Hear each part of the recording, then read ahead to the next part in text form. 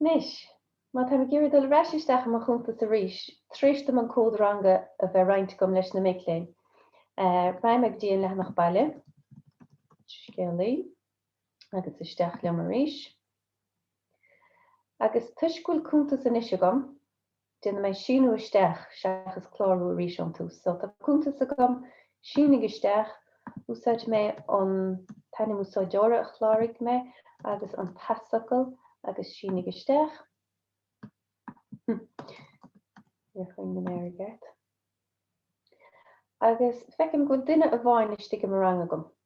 So tá isteach sa rang cáisc fihe fé héin.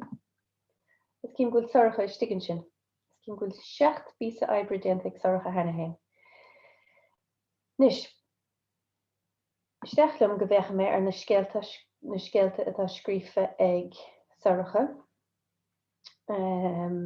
So déit an dul isteach, cím tú lá héin, so tá mid sesiún na héin, tá bísa scríofa cibh faoi heisiú na dó, heisiú na trí, heisiú na cethir, a lá dó an sin, scríof sí písa faoi heisiú na héin, dó agus trí.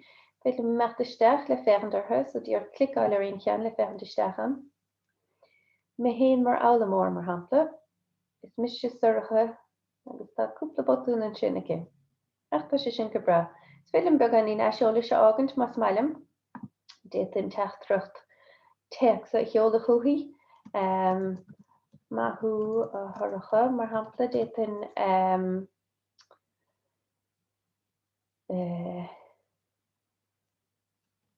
mo agus séú. No teikent mar sin cheola chuí ag sé sin cheola, ná sin chutha raig chuig sorcha agus cíise ina cúntas héine. nó déit in closcéile ágant, man mé me géirí rud éigen te scríb agus úint ebrin sé meach níos tapóla, díoch tafa de tapa go dhéanamh agus deirthe mé bruh mé ar chloscéil, den tapad foiime.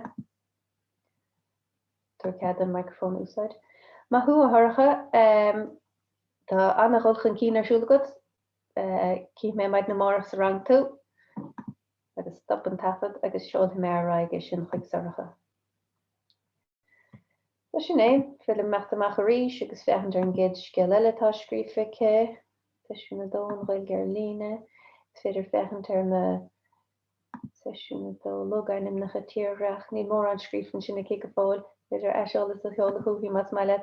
Ach, an príomhrud ná gur féidir just léargus a áilear méid tá déanta géim duine. So cím bhfuil sorcha chláirithe tá 7 scéal scríteacha agus de réir mar chláirins na daoine eile sa rang be mábta fechant tuag fása an lista seo síos agus be mábta súlaich máidir méid atá arsúlaigh daoine.